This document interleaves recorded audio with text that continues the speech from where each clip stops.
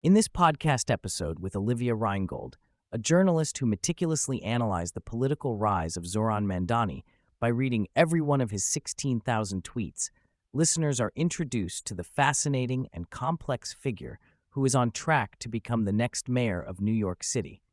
Mandani is not only a political force, but also increasingly a broader cultural phenomenon. Olivia offers a nuanced and comprehensive exploration of who Mandani is, what his politics represent, and why his meteoric rise is shaking up not just New York City, but the wider Democratic Party and American political landscape.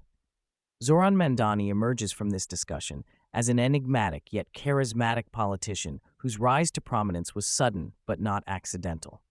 Born in Uganda to a privileged family, his mother being a successful film director, and his father, a Columbia University professor specializing in colonization and decolonization studies, Mandani's background is steeped in academic leftist theory. Yet his political appeal is deeply populist, connecting with a broad swath of New Yorkers who feel left behind by the economic system. Mandani is presented as a quintessential underdog who first gained a seat in the New York State Assembly after narrowly defeating a decade-long incumbent. His political outlook is shaped by radical left-wing activism and a focus on economic justice. His politics are infused with themes related to socialism, his self-identifying as a democratic socialist, and he openly challenges capitalism, even going so far as to say, capitalism is theft. However, he has moderated some of his more radical positions as his profile has grown. Central to Mandani's worldview is his strong stance on the Israel-Palestine conflict. His activism began in college, where he co-founded a chapter of Students for Justice in Palestine and highlights Palestine as the motivating cause behind his political career. This position remains controversial, especially given the large Jewish demographic in New York City and the recent volatile developments in international politics that have heightened sensitivity around these issues. Mandani's campaign centers around a populist economic form emphasizing affordability, which resonates strongly in a city overwhelmed by soaring housing costs. His signature policy proposals include a rent freeze on rent-stabilized units, free public buses, and free childcare for children under 6. These policies are representative of a broader emphasis on free or subsidized public services, catering to a coalition that skews toward millennials and young professionals struggling with economic precarity despite relatively high incomes. The typical Mandani supporter often resides in gentrifying areas of Brooklyn or Queens and earns between $100,000 and $150,000 annually, income levels that in New York City do not guarantee even basic living standards or home ownership. The podcast explores the paradox of Mandani's appeal emerging in one of the world's most capitalistic cities, highlighting the severe inequality and the hollowing out of the middle class. New York's economic conditions have made it increasingly difficult for working and middle-class individuals to envision stable futures, fostering an appetite for the kind of economic populism Mandani offers. His campaign taps into a widespread sense of frustration and righteous anger about wealth disparity, housing unaffordability, systemic injustice, and stagnant living standards. One of the more contentious aspects of Mandani's platform, discussed in depth, is his history with police reform. Early in his career, Mandani vocally supported defunding the police and criticized the police force as inherently racist and anti-queer.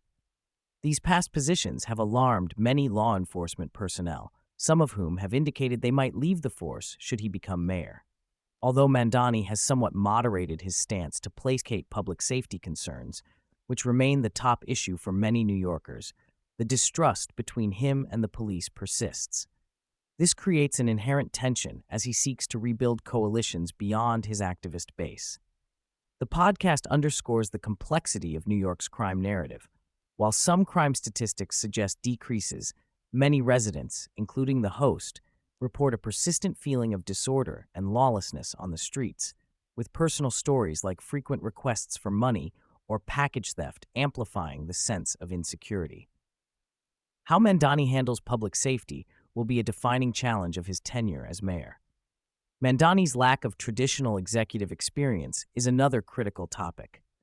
Unlike other populist figures like Donald Trump, who has a long track record managing large organizations, Mandani is primarily known as a brilliant campaigner and organizer rather than a seasoned administrator. His charisma and ability to connect, smiling even through harsh criticism, have galvanized support, but leave open questions about his ability to govern a complex metropolis effectively. His rapid rise is compared to Trump's unconventional ascendancy in 2016, with the caveat that a mayoralty is a far more operationally demanding role than a legislative or grassroots political figurehead. Reingold emphasizes the breadth and diversity of Mandani's coalition, which extends beyond young progressives to include various ethnic and economic groups across New York City. Contrary to caricatures that depict his base as primarily white millennial socialists, his support includes Black voters, Asian communities, Jewish New Yorkers, and residents of public housing. Though not always in full alignment with his more radical positions, these different groups see in Mandani someone who is addressing the affordability crisis and economic stagnation they face daily. At the same time, Mandani's coalition includes a visible anti-Zionist segment, which complicates his relationship with NYC's large Jewish population, especially in the aftermath of the October 7th Hamas attacks and increased concerns about anti-Semitism. Mandani is closely associated with the Democratic Socialists of America, which has been a growing political force in several U.S. cities. The podcast situates Mandani within this bigger wave of progressive and socialist-leaning politicians who seek to challenge the establishment from within the Democratic Party.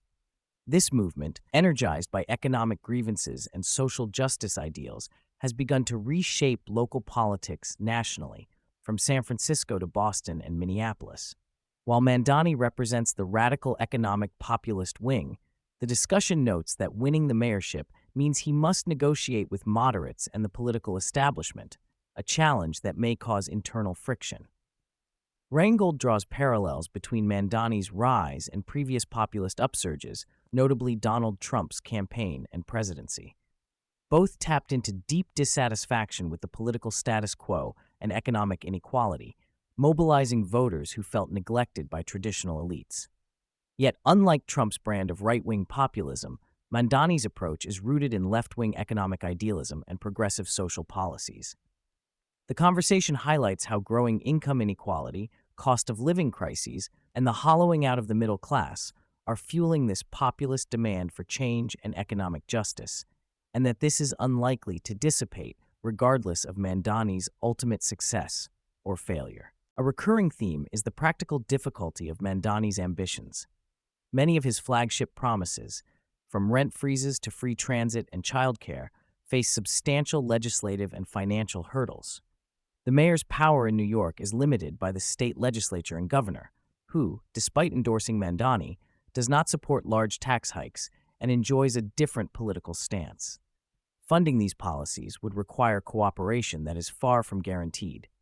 Moreover, introducing new or increased taxes risks driving high earners and businesses out of the city, further complicating the economic balance.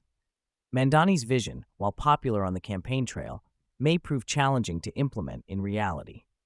The podcast closes by recognizing Mandani as a symbol of both the shifting political and cultural landscape in New York and a reflection of larger national trends. Regardless of the outcome of his potential mayoralty, Mandani and the movement he represents underscore the declining influence of the establishment and the increasing prominence of populist economic politics.